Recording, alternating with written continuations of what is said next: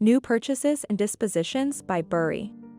Everyone knows that Christian Bale's Michael Burry got his money by buying credit default swaps on disastrous mortgage-backed securities, betting against the U.S. housing market in the run-up to the 2008 global financial crisis.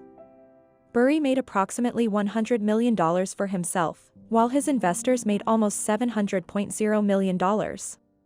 He is well known among investors as a fearless contrarian who often places large wagers that go against the grain of popular opinion. His most recent 13F filing has shown that he has placed two such wagers, one on the troubled U.S. regional banks and another on the Chinese technology sector, both of which have taken a beating in recent years. Welcome to Financial Fortune, your ultimate guide to understanding the world of finance and making informed investment decisions. In today's groundbreaking video, we bring you a major revelation from the legendary investor Michael Burry. Join us as we explore his recent purchases of regional bank stocks and delve into the implications for the looming 2023 banking crisis. Get ready to uncover valuable insights that could shape your investment strategy. This is Financial Fortune.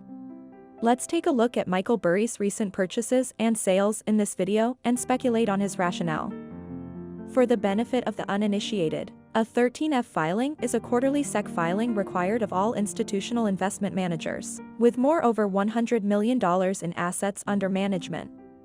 As a result, the public is given access to the stock portfolios of some of the world's most successful investors. It's a fantastic tool, but there's one caveat: we don't get the data until 45 days after each quarter ends. However, as you may have seen, the 13F filings for Q1 were just recently made public, mid-May.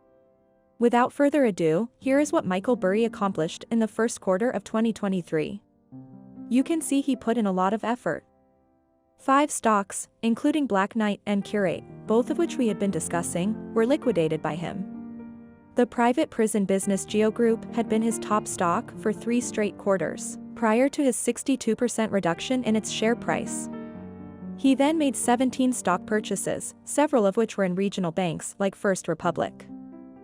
Finally, he increased his stakes in the Chinese IT giants JD.com and Alibaba. Therefore, a great deal occurred. Of course, I don't need to tell you that 2 major trends are occurring here: the acquisition of regional banks and the acquisition of Chinese technology. 2 highly contentious issues. Therefore, let's begin with the local banks. During the first 3 months of the year, Burry increased his stock holdings in New York Community Bancorp, Capital One Financial, Western Alliance PAC, West Bancorp, First Republic Bank, and Huntington Bank. Banks in rural areas are acquired by Burry. These wagers formerly represented 24.26% of his portfolios, but now make up closer to 22%, after losses sustained by First Republic stockholders. Let's circle back to Burry's wager on the local banks. This is an intriguing development since, as is well known, difficulties exist at these community banks and, even if the Fed guarantees the safety of all depositors, it does not always bode well for shareholders.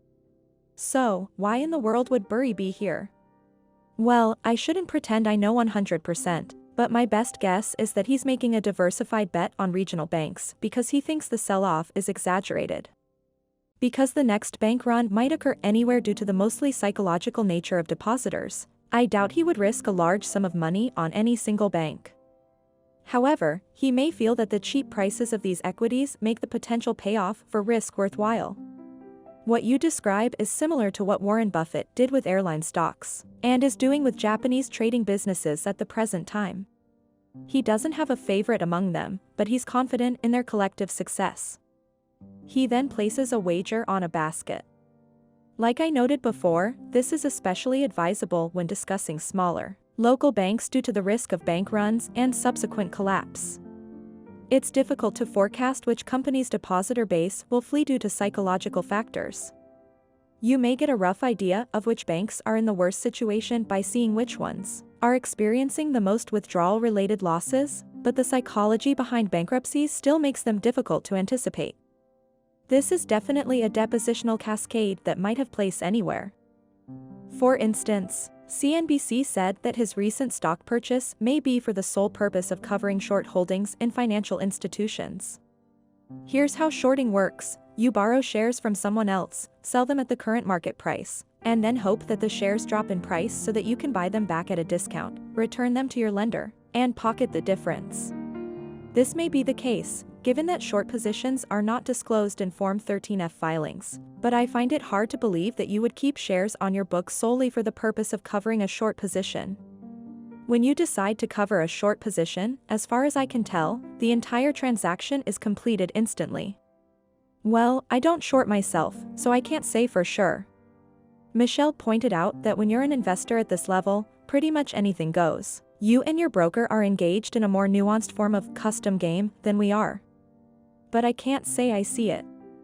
However, I can't say that this theory is impossible, so if you disagree with me, please share your thoughts here.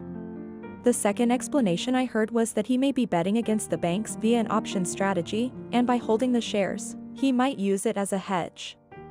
However, I don't think this is a viable alternative either, as quarterly reporting of your equity portfolio includes your put and call option holdings. This time Michael Burry did not wager on any choices. Therefore, in my opinion, Burry is probably taking the simplest possible method by putting a basket bet on US regional banks in the hopes that, even if some may fail, the risk return is there as a group, especially because most of these companies are just so beaten down. So it was Michael Burry's first major announcement of the quarter. In addition, Michael Burry's increased investment in Chinese technology during the first quarter is another major topic of conversation. Burry places huge bet on Chinese technology. He increased his JD.com holding by 233% and his Alibaba holding by the same amount, and these two companies are now the most valuable in his portfolio. JD is now at 10.26, with Alibaba following close behind at 9.56. This is intriguing because JD and Alibaba only started appearing in his portfolio in the previous quarter. We all wondered at the moment if Michael Burry's move was merely a stunt. We all know that he is not afraid of a quick transaction, and that the fourth quarter of last year was when China's rigorous secret rules began to loosen. He has a $10 million stake in Alibaba and an $11 million wager on JD, so at the very least it appears he has loftier ambitions for these holdings. Again, I might be wrong, but this seems to me like a chance to profit on the resurgence of two once promising Chinese companies that have seen their stock values plummet in recent years. It will be fascinating to watch if these investments play out over the long run, even if I doubt these businesses can magically regain their past glories overnight. Things may take some time to recover in China, as, for instance, it was announced on Tuesday that consumer spending and industrial activity increased at a slower pace than predicted in April, and many experts are forecasting harder circumstances for the remainder of the year. But signs of improvement are appearing at both of these businesses. Yes, according to the most recent quarterly report, all four financial metrics for Alibaba are revenue, gross profit, operating profit, and net profit are on the rise. And while JD's most recent quarter saw a seasonal decrease in revenue and gross profit, the company did report increases in operating income and net income both sequentially and annually. There are, however, some signs of hope despite the fact that China is still slow and stock prices haven't increased significantly so far.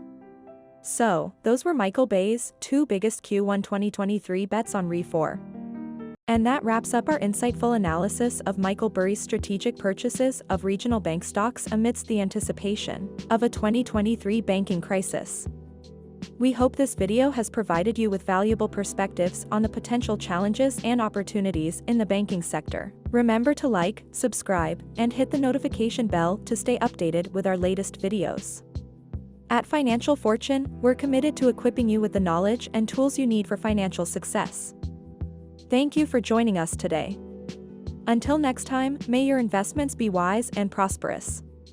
This is Financial Fortune, signing off.